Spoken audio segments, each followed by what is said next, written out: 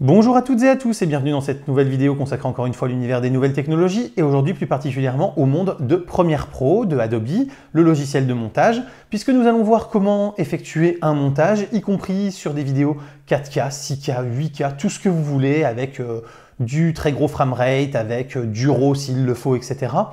Avec un ordinateur qui de base est extrêmement peu puissant, voire ramerait ou aurait tendance à ramer en utilisant les proxys. On va donc voir ce que sont les proxys, comment les utiliser et en quoi ils peuvent nous faire gagner en performance dans les montages.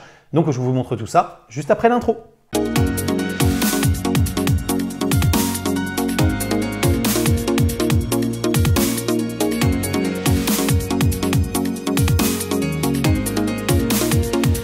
Le principe d'un proxy, ça va être de remplacer un fichier en très haute définition, comme par exemple celui-ci qui est en 4K, en 3840 par 2160, en des fichiers en plus basse définition pour que l'ordinateur ait moins de mal à les utiliser. Parce que vous voyez, si là, mon facecam, je veux naviguer dedans, alors moi j'ai un gros PC avec une bonne carte graphique, un bon processeur, et pour le coup, donc c'est relativement fluide, mais même si je veux par exemple naviguer un peu vite dedans comme ça, vous voyez, il peut y avoir de temps en temps des petites saccades. Donc là, forcément, l'ordi est assez puissant pour gérer, donc vous le voyez pas forcément, mais si vous avez un ordi qui rame, vous savez très bien pourquoi vous êtes là, et vous savez pourquoi vous avez besoin de proxy. Donc les proxys, ou les doublures en français, ça va vous permettre comme ça de recréer des fichiers basse définition. Donc mon conseil, ça va être de le faire quand vous dérochez par exemple un soir. Laissez tourner l'ordi pendant la nuit, puisque la conception des proxys va prendre du temps. Il va falloir que votre ordinateur réencode l'ensemble de vos pistes pour pouvoir les remettre dans un nouveau codec et une nouvelle définition. Et donc ça va prendre du temps. Le conseil, c'est de le faire le soir, d'aller se coucher tranquillement. Comme ça, le lendemain matin, vous avez toutes vos doublures qui sont prêtes et vous pouvez monter dans de bonnes conditions. Donc on va faire un clic droit. On va aller dans doublure ici, on va faire créer des doublures. Et là, vous voyez que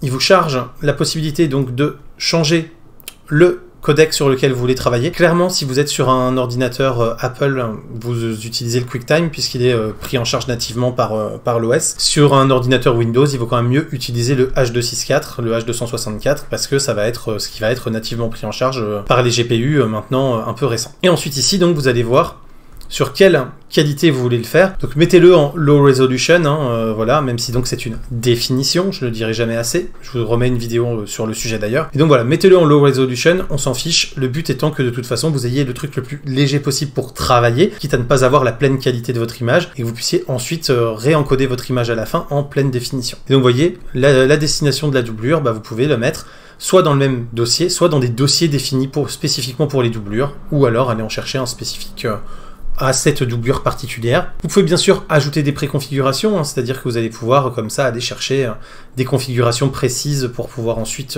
les utiliser. Et donc voilà, là on va rester en low resolution, on va voir ce qui se passe quand on fait ça. Donc comme vous le voyez, j'ai Adobe Media Encoder qui s'ouvre.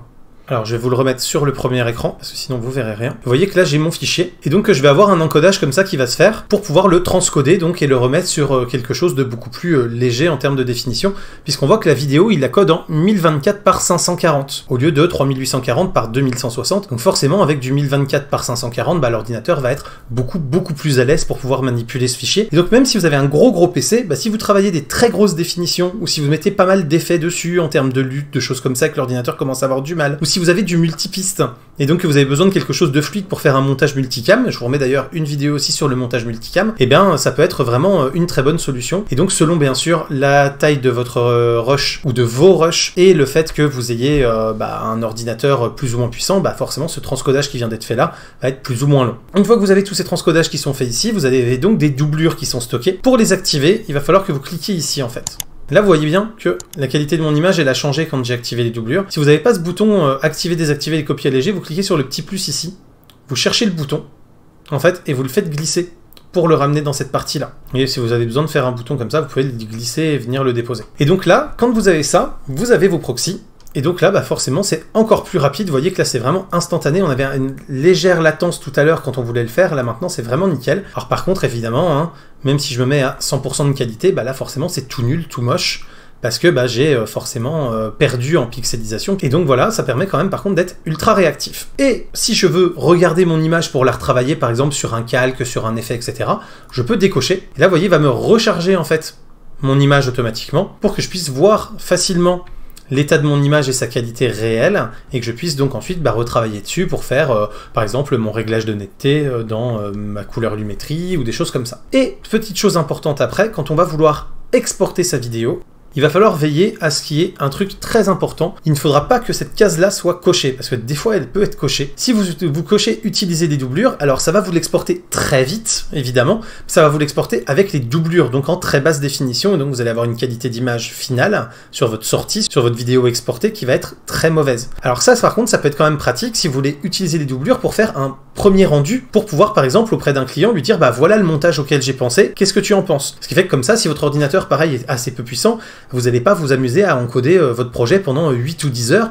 que le client il vous dise ah bah oui mais là de tel timecode à tel timecode, j'aurais bien voulu que tu utilises l'autre plan qu'on avait fait, ou là c'est un peu trop long et donc il faudrait bien pouvoir raccourcir un peu, dynamiser ou des choses comme ça. Voilà, si vous êtes obligé de vous retaper 10 heures d'encodage, vous allez être dégoûté. Alors que si vous utilisez les doublures, bah forcément votre encodage va se faire avec des fichiers beaucoup plus légers, donc votre ordinateur va pouvoir travailler beaucoup plus vite, et juste pour pouvoir travailler sur le montage et le rythme et avoir l'accord de votre client, et bah c'est largement suffisant et ça permettra de faire le job sans aucun problème. Et ensuite, bah, une fois que vous avez le montage final qui vous convient, que le client est content ou que vous êtes content du rendu final, bah, là vous faites un encodage en décochant cette case de manière à ce que ça n'utilise pas les doublures et que votre vidéo finale soit en pleine définition. Et donc voilà, vous avez comme ça des doublures qui vont vous permettre d'alléger grandement votre flux de travail. Et si vous avez un ordinateur peu puissant, alors oui, vous allez devoir attendre avant de faire votre montage le temps qu'il crée des doublures, mais à côté de ça, vous allez pouvoir monter dans d'excellentes conditions. Attention cependant, si vous travaillez avec des très grosses définitions quand même, il se peut que votre ordinateur ne soit pas capable de coder votre vidéo finale, parce qu'il lui faudra quand même pas mal de RAM au moment de l'encodage et de l'export final pour pouvoir encoder votre vidéo. Dans ce cas-là, par contre, là, il n'y a vraiment pas de solution avec ou sans doublure. Il faudra que vous réduisiez la qualité de votre export final pour que ça puisse rentrer dans la RAM de votre PC. Là, il n'y aura pas de solution miracle, proxy ou pas proxy. Et voilà, donc vous l'avez vu, ça nécessite quand même un minimum d'organisation et surtout du temps pour laisser l'ordinateur pré-coder ses proxys. Donc de toute façon, si vous avez un ordinateur très lent, ne vous attendez pas à pouvoir monter sans lag avec des proxys de manière instantanée. Ça, je pense que vous l'avez compris. Mais en attendant, si vous revenez d'une journée de tournage par exemple, vous balancez tous vos rushs, vous lui faites faire les proxys pendant la nuit, vous le laissez bosser, le matin quand vous vous levez, vos proxys sont prêts, vous pouvez monter dans de bonnes conditions sans être obligé d'avoir une machine de guerre. J'espère donc que cette vidéo vous a plu et vous a appris des choses. Si c'est le cas, n'hésitez pas à la commenter, à la liker, à vous abonner et à partager, c'est le fameux clap. N'hésitez pas non plus à faire un tour sur Tipeee et sur Utip pour soutenir la chaîne financièrement. Et quant à moi, je vous dis à très bientôt pour plein de prochaines vidéos, photos, techno, informatique et jeux vidéo qui font le contenu de la chaîne au quotidien. D'ici là, continuez de rester curieux et de regarder des vidéos sur YouTube. Salut à tous, bye bye.